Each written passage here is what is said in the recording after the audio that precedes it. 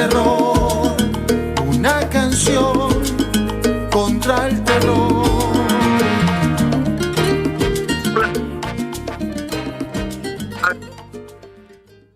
Director vicepresidente de Foro Penal, en esta nueva entrega de este programa Aquí se habla libertad, en este espacio que nos cede RCR 750M y también a través de las redes sociales y de la red, pues pueden verlo en YouTube, en el canal en vivo de RCR y también por rcr.tv.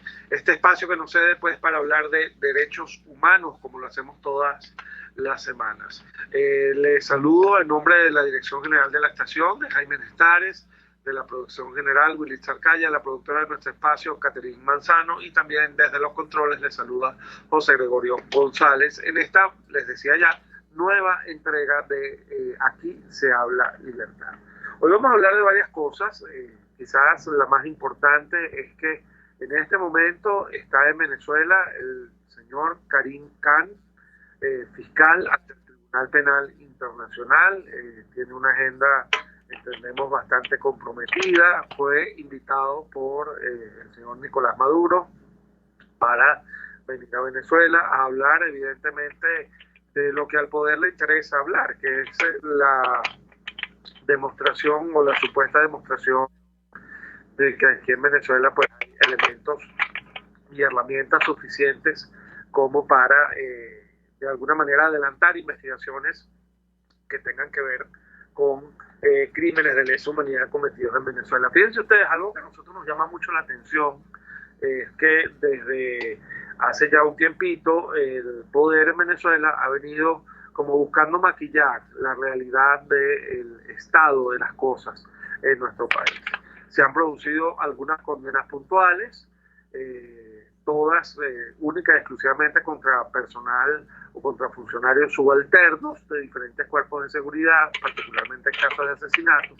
Pero lo que llama también además la atención de estas condenas es que más allá del hecho de que no ahondan, no profundizan sobre quienes están allí también incursos en delitos, en crímenes, porque estos funcionarios no actuaron solos, actuaron amparados bajo una cadena de mando que les dio las órdenes de actuar.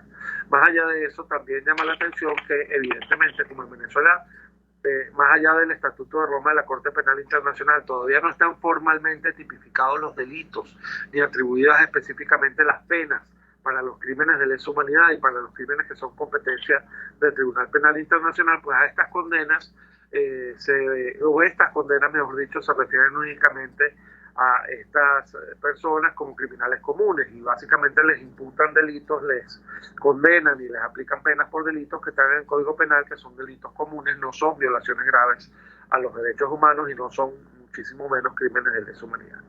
Pero entonces vemos que se ha venido adelantando esto, vimos que se hicieron unas cuantas reformas legislativas, quizás la más importante es la del Código Orgánico Procesal Penal, que entre otras cosas, por ejemplo, ya determina con meridiana claridad lo que se venía denunciando desde hace tanto tiempo, que es que los civiles no pueden ser juzgados en tribunales militares. Vimos también que se dio la orden de prácticamente vaciar las cárceles en las que tradicionalmente se mantenían presos políticos, por ejemplo el SEBIN, en el Helicoide, la DIGESIN, en Boleíta, etcétera. Y vimos también que de alguna forma se ha venido como acelerando el curso de la administración de justicia. Los juicios están avanzando con muchísima rapidez, incluso a veces, lo cual no era lo usual, se dan hasta 2 y 3 audiencias de un mismo juicio en una semana, con la finalidad como de demostrar que en Venezuela la justicia sí funciona, cuando la verdad es que no es así, ¿no? Para eso fue básicamente que se invitó desde el poder al señor Karim Khan. Recordemos además que en el Tribunal Penal Internacional, concretamente en la Fiscalía ante el Tribunal Penal Internacional, están en este momento activos 2 exámenes preliminares. Uno que se denomina el examen preliminar de la situación Venezuela 1, que es la situación que involucra crímenes de lesa humanidad cometidos desde el poder contra la ciudadanía, es decir, los crímenes que a nosotros como Foro Penal y que a la Venezuela entera como ciudadanos les interesa que se investiguen.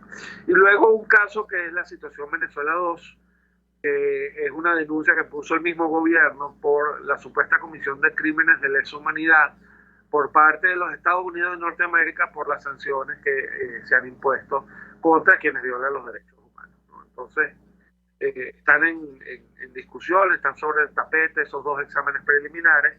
Evidentemente, el examen preliminar Venezuela 1 está muchísimo más avanzado, es el que a nosotros nos atañe. Y en este momento lo que se está evaluando para que de alguna manera se proceda pues ya a la apertura formal de una investigación es el tema de la complementariedad. Es decir, si en Venezuela existe o no existe lo necesario, la estructura necesaria, las normas necesarias, la disposición, la buena voluntad necesaria para que se investiguen de manera genuina estos crímenes que se han cometido y se condene también de manera genuina a quienes hayan incurrido en esto. Por eso es que el gobierno invita en este momento al señor Karim Khan, para tratar de demostrarle que sí, que aquí en Venezuela no solamente está la estructura, no solamente hay el marco legal, lo cual no es cierto, sino además existe la voluntad, y la voy a poner entre comillas, de adelantar y de llevar a cabo estas investigaciones, ¿no? Como les decía, bueno, esta visita de Karim Khan ha generado muchísima expectativa en Venezuela y particularmente muchísima expectativa en las víctimas, ¿no? Porque una de las cosas que nos llamaba la atención desde que tuvimos conocimiento de que esta visita iba a tener lugar es que por lo menos en principio no estaba planteado que el señor Karim Khan se reuniese con representantes de las víctimas, con las propias víctimas, ni con las ONG que trabajamos estos temas desde hace tantos años, ¿no? En principio va a ser, respondiendo a la invitación del gobierno, una visita que solo iba a atender a las reuniones que vayan a tener lugar con representantes del poder, con representantes del gobierno.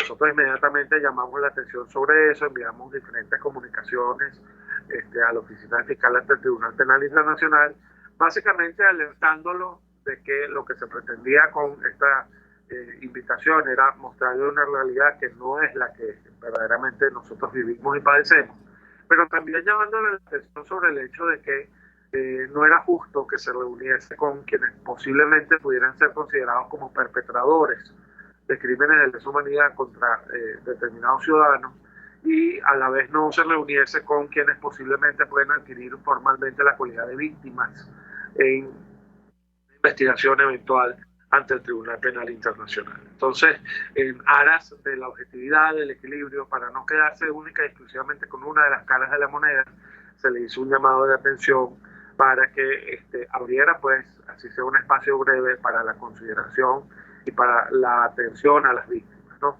De hecho, varias víctimas, grupos de víctimas se han estado manifestando desde hace varios días, reclamando. El señor Karim Khan llegó el domingo, hace 2 días, y desde el domingo mismo están reclamándole pues que le abra un espacio a las víctimas, que le abra una consideración a las víctimas, para que no se vaya solo con una cara de la moneda. Acuérdense ustedes que para conocer verdaderamente la verdad no basta escuchar única y exclusivamente la versión del perpetrador o del posible perpetrador, hay que escuchar también las versiones, la posición, la postura de las víctimas, ¿no? Bueno, y en eso estamos, ¿no? Todavía la visita no ha terminado, tenemos esperanzas y fe que se va a producir por lo menos un encuentro breve en el que de alguna manera podríamos lograr manifestarle al señor Khan nuestras inquietudes, pero yo sí quiero destacar algo, ¿no? Y es importante que lo manejemos en este momento.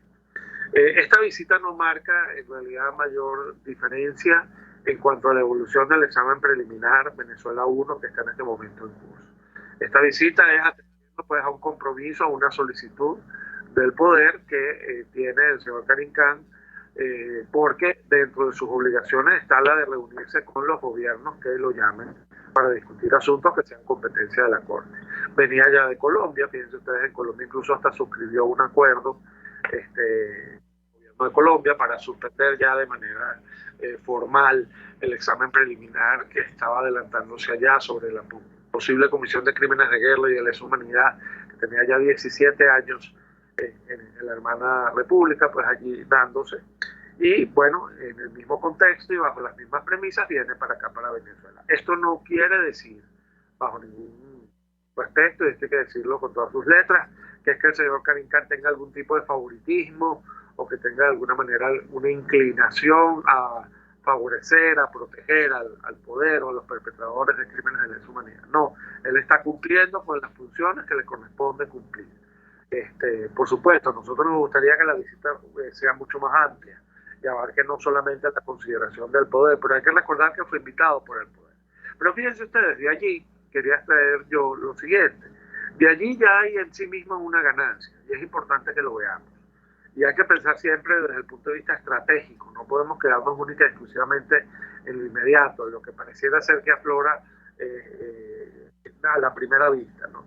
Allá hay algo que es muy importante, el hecho de que el gobierno, el hecho de que el poder en Venezuela haya invitado al señor Karim Khan en visita oficial como representante de la Fiscalía ante el Tribunal Penal Internacional, tiene una consecuencia inmediata, que incluso no depende de si se reúne con las víctimas o no, y que es la siguiente. El gobierno de Venezuela, es decir, Nicolás Maduro y todos sus subalternos, al hacer esta invitación, están reconociéndole a la Fiscalía ante el Tribunal Penal Internacional y a la Corte Penal Internacional su competencia para conocer eventualmente de los asuntos que deba conocer en el contexto de la Comisión de Crímenes de Lesa Humanidad en Venezuela. Tú no invitas formalmente a un representante de un organismo que no reconoces como válido. Ya ese representante fue invitado formalmente por nuestro gobierno, de que lo que quiere decir que definitivamente ya no hay manera de evadir, si es que así se decide, la posibilidad de que la Corte intervenga. Ya no se va a poder alegar en un futuro cercano, si es que eso se da, que es que se desconoce la jurisdicción de la Corte o la competencia de la Fiscalía del Tribunal Penal Internacional. Ya eso no va a poder pasar porque el mismo poder, el mismo Nicolás Maduro está reconociéndole al fiscal sus competencias, sus atribuciones, y consecuentemente se las está reconociendo al Tribunal Penal Internacional. Esto es importante, esto es muy importante que lo tengamos en cuenta. Por otro lado, como les decía, la visita dura 3 días, todavía hay chance, todavía hay posibilidad de que las víctimas pues sean escuchadas, pero incluso si no se da eso, que nosotros pensamos que vamos a ser optimistas y vamos a pensar que sí se va a dar, incluso si no se da eso, el canal de comunicación con la Fiscalía del Tribunal Penal Internacional siempre está abierto. Los mecanismos para hacer llegar información al Tribunal Penal Internacional están allí, están previstos no solamente en el estatuto, sino en todo el conjunto de normas procesales y procedimentales que regulan lo que es la justicia penal internacional, de manera tal que no hay que angustiarse, no hay que preocuparse, siempre va a quedar abierta la posibilidad de seguir remitiendo información al Tribunal Penal Internacional. Claro, a uno le gustaría que de alguna manera se reconociese a las víctimas, en particular de los crímenes de lesa humanidad en Venezuela, porque eso también de alguna forma les brinda protección, no solamente a ellos, sino a quienes las representamos, ¿no? El hecho de que, por ejemplo, el fiscal Karim Khan se reúna y valide la recepción de información por parte de ONGs, de sociedad civil, incluso directamente de las propias víctimas, a esas víctias, a esas ONG y a esos representantes de la sociedad civil, pues les brinda una protección importante, ¿no? Entonces, bueno, sí que tenemos que estar también. Pero bueno, sin embargo, aquí seguimos, estamos muy pendientes de lo que está pasando. Quiero decirles que, más allá de todo esto, la realidad de la persecución sigue. Una de las cosas que nosotros reportamos, y lo hicimos por escrito, pero eventualmente lo haremos personalmente si tenemos la oportunidad, ante la Fiscalía del Tribunal Penal Internacional, es que primero, el fenómeno de la persecución no ha cesado. El hecho de que tú muevas unos presos políticos de un lado para otro no quiere decir que esos presos políticos hayan desaparecido. Pero más allá de eso, la impunidad en materia de torturas sigue siendo casi absoluta. La impunidad en materia de las denuncias que se han hecho por las detenciones arbitrarias es absoluta. La impunidad en materia de asesinatos por motivos políticos es muy alta, altísima. Y la impunidad también en los casos de las desapariciones forzadas y de las agresiones sexuales que incluso se han sufrido a cargo de algunas víctimas o sobre los hombros de algunas víctimas en el contexto de esta persecución política, pues sigue siendo también la impunidad. ¿Qué quiere decir esto? Que no están dadas en Venezuela las condiciones verdaderamente para que se diga que no es necesario que intervenga el Tribunal Penal Internacional. Esto no es así. En este momento no están dadas en Venezuela las condiciones para que haya justicia, para que se resuelva el problema gravísimo de la impunidad en materia de violaciones graves y sistemáticas de los derechos humanos. Y esa es una realidad como un templo que 1 o 2 pañitos calientes no pueden tapar. Entonces, parte de lo que nosotros tenemos que destacar y que vamos a seguir destacando independientemente de que se pueda o no se pueda reunirse uno con el fiscal ante el Tribunal Penal Internacional. Por otro lado, hay una realidad, esto lo destaca mucho el profesor Fernando Fernández, y yo le tomo la idea porque está en mi criterio absolutamente acertada. En nuestro país, pese a que está ratificado, ya es parte de la Gaceta Oficial desde el año 2000, el Estatuto de Roma de la Corte Penal Internacional, que de alguna manera tipifica los delitos que son competencia de la Corte. Lo cierto es que están precisados para esos delitos ni las condiciones objetivas de procesamiento, es decir, no está previsto cómo se investigaría, se procesaría, se enjuiciaría y se condenaría a las personas por esos delitos, y esos delitos tampoco tienen una pena asignada, lo cual hace virtualmente imposible que esos delitos sean manejados dentro de la esfera local, dentro de la esfera interna, como crímenes de lesa humanidad. Se les puede disfrazar de otros delitos, que es lo que ha hecho el poder con estas condenas recientes. Nosotros vemos, por ejemplo, que en el caso de David Vallenilla, por ejemplo, se condenó al funcionario por homicidio calificado, al funcionario que le disparó a quemarropa en la Carlota. Yo no sé si ustedes recuerdan ese caso. Y ciertamente, un homicidio es la destrucción de una vida humana, está bien, pero es que eso no es simplemente un homicidio calificado, eso es una destrucción de una vida humana que se da en el contexto de actos de persecución política generalizados y sistemáticos contra una población civil que es discriminada por motivos políticos. Y eso no aparece en el Código Penal. Eso en todo caso está en el Estatuto de Roma, que no prevé específicamente en esa legislación la pena por eso. Por eso que el profesor Fernando Fernández ha propuesto varias veces ya la reforma del Código Penal para la inclusión, tipificación específica de estos crímenes, asignándoles la pena que les corresponde asignar. ¿Por qué? Porque en el derecho penal no podemos aplicar la analogía in mala parte, es decir, la analogía desfavorable. En todo caso hay que aplicar la analogía in bona parte, o la que se denomina la analogía favorable. Y para la determinación de una pena no tenemos un parámetro que nos permita establecer cuál es el castigo que debería aplicarse legalmente a una persona que comete crímenes de lesa humanidad. Entonces tenemos esa carencia legislativa que impide que en Venezuela se pueda administrar justicia como debe ser contra los culpables de crímenes de lesa humanidad sin disfrazar sus crímenes de otros delitos. No podemos hacer eso ahorita. Por eso ya por sí mismo es absolutamente indispensable que intervenga la Corte Penal Internacional.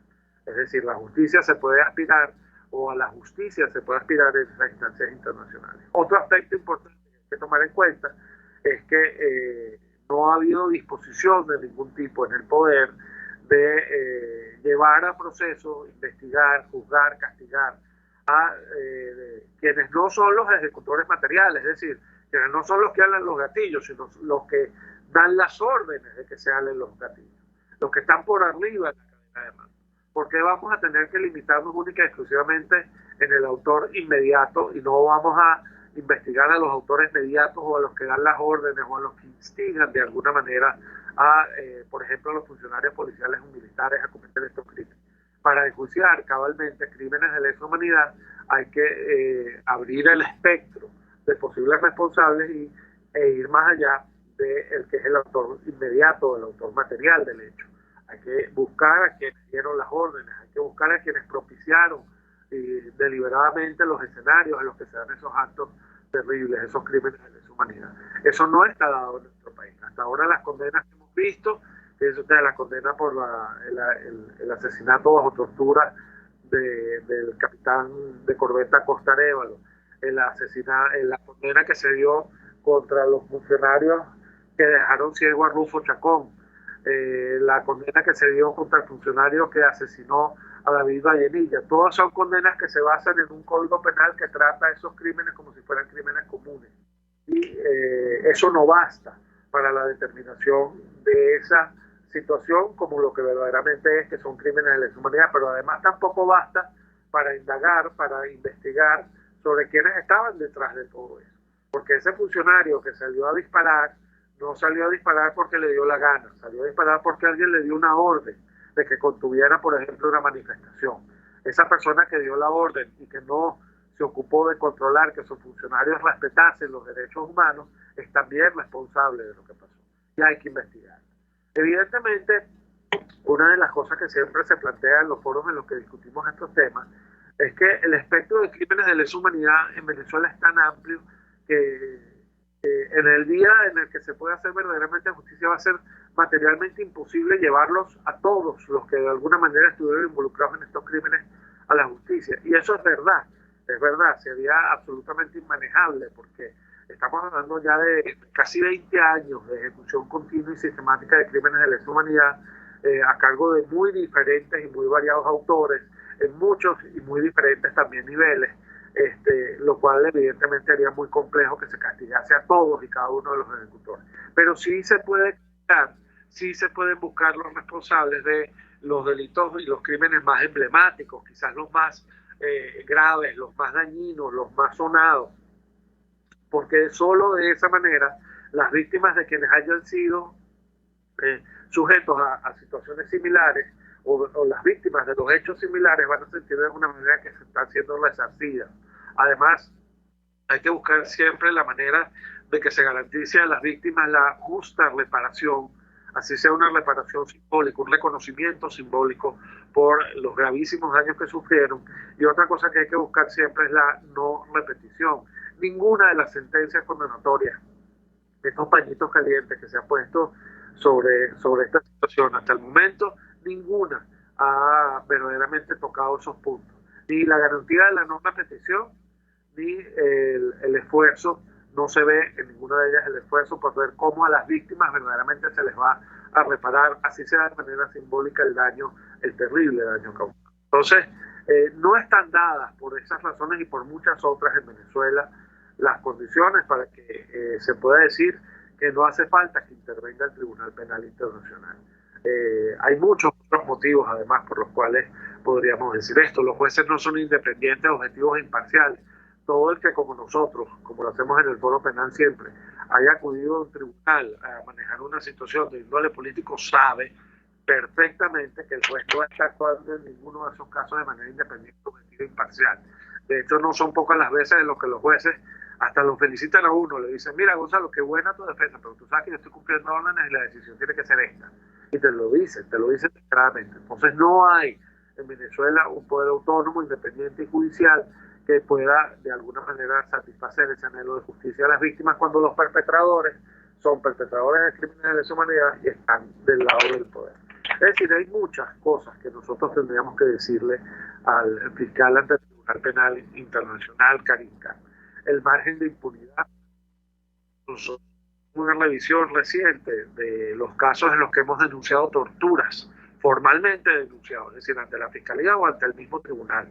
Casos donde hemos denunciado torturas y en aproximadamente el 90% de los casos ni siquiera se había abierto una averiguación. Y en los casos en los que se había abierto una averiguación, la averiguación no había avanzado desde ningún punto de vista. Entonces, fíjense, la impunidad sigue siendo la regla. La falta de investigación oportuna cuando el que comete el crimen de tortura es un funcionario del poder y lo hace por motivos políticos es prácticamente absoluta. Cada vez que nosotros, una persona arbitrariamente detenida, hemos dicho, esta es una detención arbitraria por motivos políticos, hemos denunciado eso. No se ha abierto contra los funcionarios que incurren en esas detenciones arbitrarias ni una sola investigación. Estamos hablando ya de casi 16.000 detenciones arbitrarias desde 2014 hasta ahora. En ninguno de los casos se ha abierto una investigación.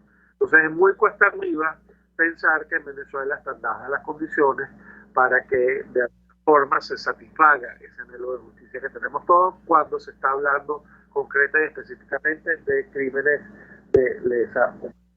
Aprovecho aquí la oportunidad para saludar a nuestra gente del Foro Penal que se está conectando. Quiero aprovechar estos minuticos que me quedan ya antes del primer corte para darles la terrible noticia del fallecimiento, la consecuencia pues de todo lo que son esos rezagos que deja el COVID, del padre de nuestra queridísima Munira Muñoz, coordinadora del Foro Penal de Estados Unidos, específicamente de Miami, que es también el padre, porque son hermanas, de nuestra muy querida mamá Liz, Lisbeth Áñez. Ha fallecido el día de hoy. Para ella, para su familia, para todos sus allegados, pues nuestro más sincero abrazo, y para quienes nos están escuchando una reflexión. El COVID no es un juego. El COVID no es una mentira, no es una tramoya montada por factores del poder. El COVID se está llevando todos los días a personas heridas, a personas cercanas nuestras. Y no tiene esto nada que ver con tu condición social, con tu capacidad económica. No, es un virus que no discrimina. Y fíjense lo que pasa, ya nosotros a principios de año, finales del año pasado, a principios de año, perdimos a nuestro querido director, Lovido Terán, pero además desde ese momento hasta ahora hemos tenido conocimiento de muchísimas personas cercanas que se nos están yendo por COVID o por las consecuencias, las secuelas que deja el COVID. Hay que tomarse las cosas en serio, amigos. El que se pueda vacunar, pues vacúnese, y el que en todo caso no se quiera vacunar o no se pueda vacunar, pues tome todas las medidas necesarias para proteger su propia salud y la de los suyos, porque la pandemia no ha cesado. La pandemia continúa y es importantísimo que siempre lo tengamos en cuenta y no baje. Pero bueno, va para nuestra queridísima Munira Muñoz y para nuestra queridísima Mamá Liz, nuestro más sincero abrazo, nuestras más sentidas condolencias. Desde el Foro Penal saben que estamos aquí para ustedes, para cualquier cosa que necesiten, para cualquier cosa en la que podamos estar con ustedes y ayudarlas. Y les recuerdo ya a título personal que las personas que nos han amado mucho en realidad nunca se van. Las personas que nos han amado mucho, que han sido parte de nuestras vidas desde el amor, desde el corazón, nunca nos dejan, nunca nos abandonan y siempre buscan las maneras de, aunque ya hayan partido al otro plano, encontrarse con nosotros, encontrarse a nosotros en nuestros recuerdos, en esos pequeños detallitos de día a día que nos recuerdan que de alguna manera siempre seremos parte de ellos y ellos serán parte de nosotros. Así que no digamos adiós, digamos siempre hasta luego. Esa es la reflexión que yo siempre dejo con estas cosas cuando se nos van los seres queridos. Así que bueno, creo que ya podemos ir al primer corte, si me lo autoriza la emisora, porque quiero hablar después de este corte de algo que es muy importante con respecto a la complementariedad, y quiero hacer el contraste de lo que pasó con la situación en Colombia, porque sí hay una banderita roja, una alarmita que tenemos que prender los venezolanos en cuanto a qué es lo que puede pasar con nuestro examen preliminar ante el Tribunal Penal Internacional, ante la Fiscalía del Tribunal Penal Internacional. Pero bueno, de eso podemos hablar ya después de este corte. Les habla Gonzalo Iñón Santomé, director vicepresidente del Foro Penal. En este espacio, aquí se habla libertad, donde hablamos, como lo hacemos todos los martes, de derechos humanos. Ya volvemos.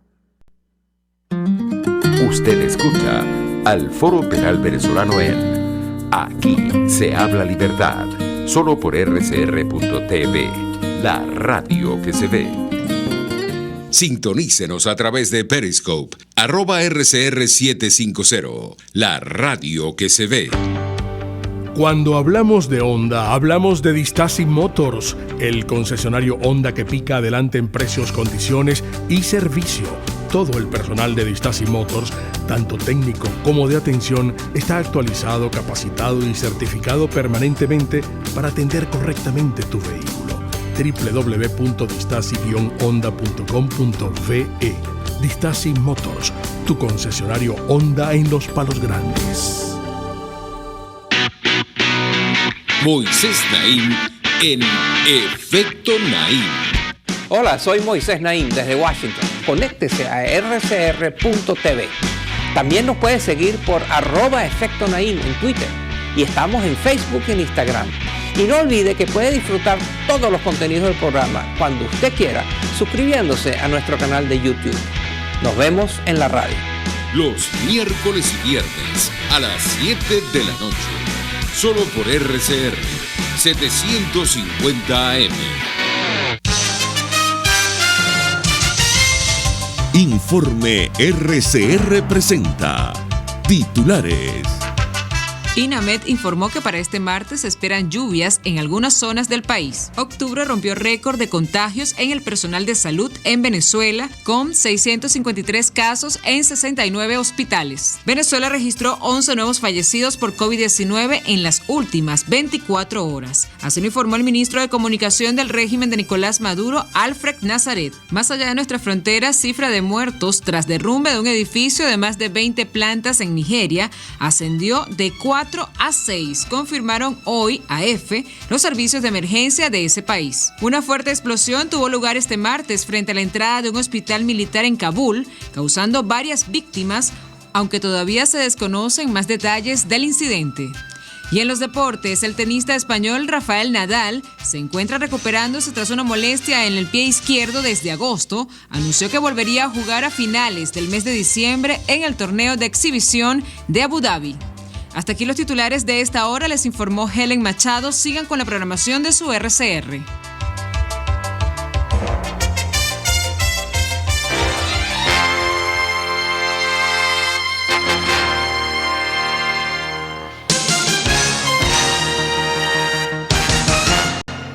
Y ahora quiero hablarte de la estación de servicio del Club Hípico, esa misma frente al Terras Plazas. Te invito a que la sigas en su Instagram, @bpterrazas, donde en su historia están informando permanentemente la dinámica diaria en cuanto al servicio de surtido de gasolina. Con todos los mecanismos de pagos, la bomba Terrazas del Club Hípico cuenta con una gran tienda de conveniencia donde podrás encontrar todo lo que necesitas, tanto para ti como para tu carro, y también con atención de baterías Duncan. Estación de servicio Terrazas del Club Hípico. Calidad y servicio de primera clase. Es una interpretación de tendencias para tu signo zodiacal. Un espacio guiado por los movimientos planetarios y sus consecuencias. Acompaña a nuestros astrólogos a descubrir lo que le deparan los astros signo por signo.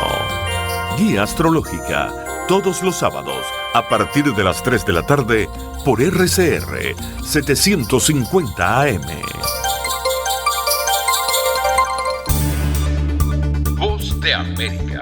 Información precisa, completa, veraz, objetiva e independiente. Directo a tu pantalla.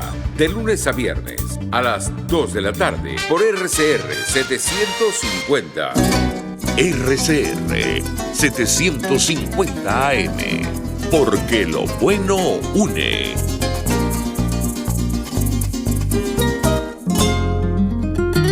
Les estamos presentando al Foro Penal Venezolano en Aquí se habla libertad.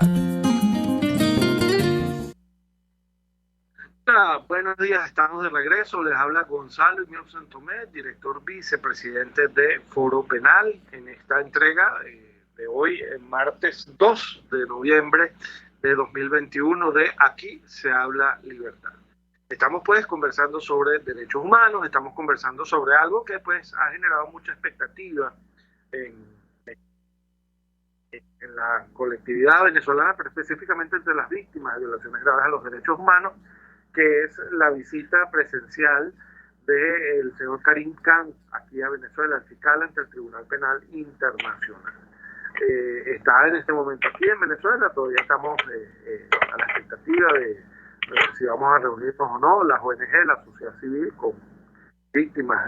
Vamos a poder plantear nuestros puntos de vista con relación a lo que está pasando, pero bueno, lo importante de esto, les decía yo en el segmento pasado, es que más allá de cualquier cosa, se está reconociendo formalmente la competencia de la Fiscalía y del Tribunal del Tribunal Penal Internacional en la situación Venezuela 1 y en la situación Venezuela 2. De manera tal que luego no hay escape, no hay tutía, como dicen por ahí. Ya luego después el gobierno, que es el mismo que invitó al fiscal, no va a poder decir, no, pero es que yo no reconozco la jurisdicción de la Corte, yo no reconozco la competencia del fiscal, ya no lo va a poder decir porque ellos mismos lo están invitando, ellos mismos le están dando atribuciones para conocer la situación de lo que está pasando en Venezuela, y eso ya en sí mismo es ganancia, ¿no? Una de las cosas que yo sí quería decirles es que, fíjense, vamos a hacer un análisis con respecto a lo que pasó en Colombia, ¿no? La semana pasada estuvo este mismo fiscal, Karim Khan, en Colombia, y ya suspendió de manera formal el examen preliminar, que en Colombia tenía ya 17 años adelantándose, sobre la comisión a cargo de diferentes actores de crímenes de guerra, crímenes de lesa humanidad, etc. ¿Qué pasó en Colombia? Bueno, en Colombia pasó que después de muchos años de ir y venir, después de muchos años de mucha tragedia, el gobierno de Juan Manuel Santos, y no sé si ustedes lo recuerdan, llegó a un acuerdo de paz con las fuerzas irregulares colombianas, e incluso llegó a establecer la que se denominó la Jurisdicción Especial de Paz, en la que se iban a juzgar supuestamente los graves atentados contra la ciudadanía a cargo de diferentes actores que habían tenido lugar a lo largo de todo ese conflicto. Cuando tú haces eso, básicamente lo que le estás diciendo a la Corte Penal Internacional es: no te metas. Yo voy a juzgar estos hechos aquí en mi jurisdicción interna, tengo un estatuto de paz con unas normas específicas para juzgar estos hechos, así que usted no debe meterse, no debe involucrarse en esto. Y bueno, y pues tomando esa idea, ya desde hacía tiempo la propia FATU del Sud había dicho que no tenía mayor sentido continuar el examen preliminar en Colombia, que los colombianos habían decidido pues someterse a una justicia especial de paz, y que en ese contexto pues ya no se pueden intervenir, pero fue la semana pasada cuando ya esto se formalizó de la mano de Carinca. ¿A qué viene toda esta reflexión? Bueno, fíjense ustedes, no han sido pocas las oportunidades en las que en Venezuela el factor político, metiendo la mano en temas de derechos humanos, ha enviado a la comunidad internacional mensajes confusos, ¿no? Recordemos, por ejemplo, que a principios de 2019, recién instaurada la nueva Asamblea Nacional, se discutió mucho de una ley de amnistía que al final no era una ley de amnistía solamente, era una ley que tenía una amnistía, tenía el establecimiento de una justicia transicional de paz y tenía además la constitución de una comisión de la verdad. Algo que era muy llamativo, yo lo critiqué mucho en su momento, incluso tuve la oportunidad de hablar con quienes trabajaron eso desde la propia Asamblea, porque se pretendía meter todo eso en 9 artículos, 10 artículos nada más, ¿no? Yo entiendo cuál era la motivación política que estaba detrás de eso. La motivación política detrás de eso era como mandarle un mensaje al sector militar para decirle que si se sumaban pues al cambio, a las fuerzas democráticas, pues podrían tener acceso a diferentes fórmulas atenuadas de enjuiciamiento o iban a quedar exonerados de pena. Pero eso partía de 2 conceptos errados. El primer concepto errado es el que parte de la base de que los crímenes de lesa humanidad pueden ser sujetos a amnistías o indultos o a cualquier fórmula que genere su impunidad. No, no es así. No hay manera de incluir crímenes de lesa humanidad en una amnistía, por ejemplo. No hay manera de incluir crímenes de lesa humanidad en un indulto ni en ninguna otra forma que procure su impunidad. ¿Por qué? Porque lo dice la Constitución y porque así además se maneja desde la perspectiva de todos los tratados internacionales que rigen la materia. Pero además parte de otra base equivocada, que es la de que el conflicto había cesado. Cuando uno revisa las normas de la ONU sobre estos temas, sobre las comisiones de la verdad, sobre la justicia transicional, sobre las amnistías, la ONU en todo momento se refiere a estos instrumentos como instrumentos que sirven para estabilizar sociedades que ya han salido de los conflictos. Y nosotros no habíamos salido en 2019 del conflicto, mucho menos hemos salido todavía al día de hoy. Entonces esas son figuras y fórmulas que no aplican, o no aplicaban en el contexto de 2019, todavía no aplican en el contexto de 2021, y es algo que yo particularmente cuestioné y critiqué mucho de quienes habían propuesto esa iniciativa. ¿Qué es lo que pasa también con estas cosas? Que el mensaje que le mandas a la comunidad internacional es un mensaje confuso. Porque si tú le estás diciendo al fiscal ante el Tribunal Penal Internacional, desde el aspecto político, no de las víctimas, sino desde el aspecto de los factores políticos, tú le estás diciendo, mira, no te metas porque en algún momento vamos a establecer una jurisdicción especial de paz, una justicia transicional, así que nosotros vamos a resolver en Venezuela todo lo que tengamos que resolver. Si tú le estás diciendo eso al fiscal, el mensaje que está recibiendo el fiscal es, mira, yo no tengo por qué meterme en esto, los venezolanos van a resolver las cosas desde la esfera interna. Y en este momento, por lo menos en este momento, yo no digo que a posteriori pueda ser diferente, pero en este momento esas condiciones no están dadas. Entonces hay que tener mucho cuidado con el mensaje que se envía hacia la comunidad internacional. Fíjense, se han implementado, nosotros hemos contado, si no me falla la memoria, 8 mesas de negociación, 8 mesas de conversaciones entre gobierno y factores políticos. Y en todos esos factores y en todas esas conversaciones se habla del cese de la persecución, del cese de la prisión política. A veces se logran algunas escarcelaciones que luego no significan verdaderamente nada porque el fenómeno continúa, etcétera. Pero al final del día lo que estaban dando allí es, miren, nosotros podemos resolver esto nosotros, y no es verdad. hay que asumir que por lo menos en este momento no es verdad, que necesitamos de la justicia internacional en este momento, porque no hay tribunales independientes, no están dadas las condiciones para el establecimiento, por ejemplo, de una justicia transicional o de paz, y por encima de todo, todavía el conflicto no ha cesado, la persecución continúa. Ya lo vamos a ver ahora cuando cerremos con la máquina de la represión. Tenemos todavía más de 250 presos políticos, tenemos todavía más de 9.000 personas, casi 10.000 sometidas a procesos penales injustos por motivos políticos, pero bajo medidas cautelares.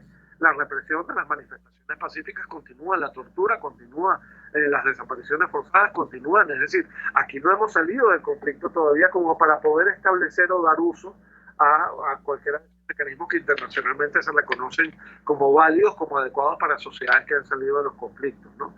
Y eso es algo importante, es algo que tenemos que tener en cuenta, ¿no? Entonces, yo les decía que esto levantaba como una banderita roja. ¿Por qué? Porque muchas veces el factor político, al no tomar en cuenta a las víctimas, que son las primeras que se tienen que tomar en cuenta en este tipo de negociaciones, y al no respetar estos criterios técnicos que no solo son nacionales, sino además internacionales, pone en riesgo la posibilidad de justicia. Tú no puedes poner sobre una mesa de negociación política, como parte de lo que es tu acervo, lo que tú estás aportando a la mesa, un compromiso de impunidad, porque eso no está en tus manos, eso no está en manos de ningún político, eso está en manos de las víctimas. Son las víctimas las que deben decidir cuál va a ser el destino de los procesos que las involucran y cómo sienten ellas que se van a sentir satisfechas, o cómo sienten ellas o perciben ellas que se van a sentir satisfechas en un proceso eventual de justicia transicional local. No son los factores políticos los que deben meter la mano en eso.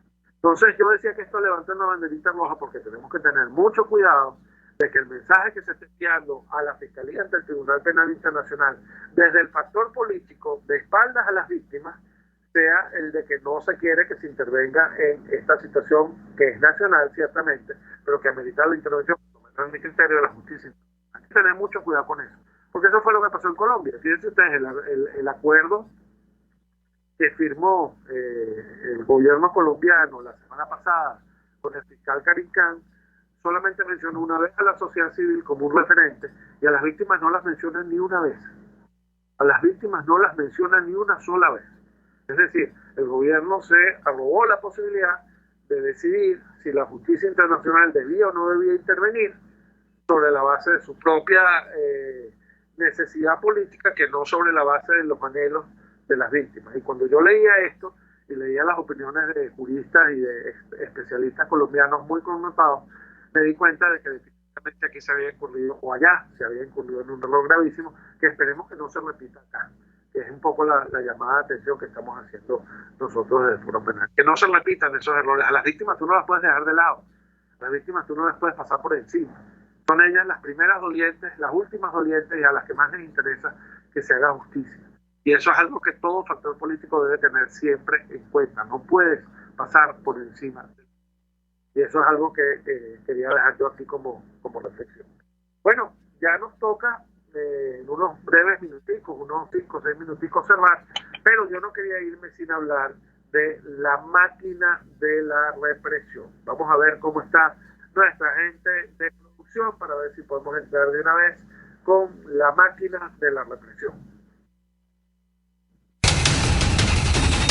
La máquina de la represión.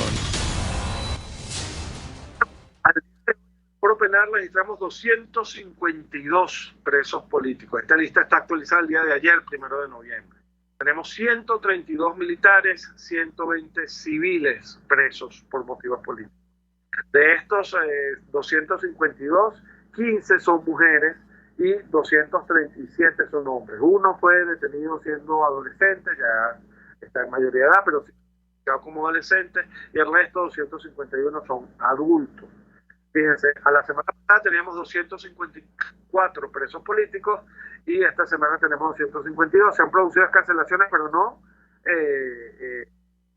escarcelaciones que hayan conducido a la finalización de un proceso. Estas dos escarcelaciones que se produjeron fueron la de Rafael Tarazona y la de Omar de Dios García, activistas de Fundarredes, que siguen sujetos a procesos, están bajo medidas cautelares y están siendo enjuiciados por supuestos actos de terrorismo, recordemos esto, pero fueron escarcelados aproximadamente la semana pasada, y esa es la realidad que tenemos.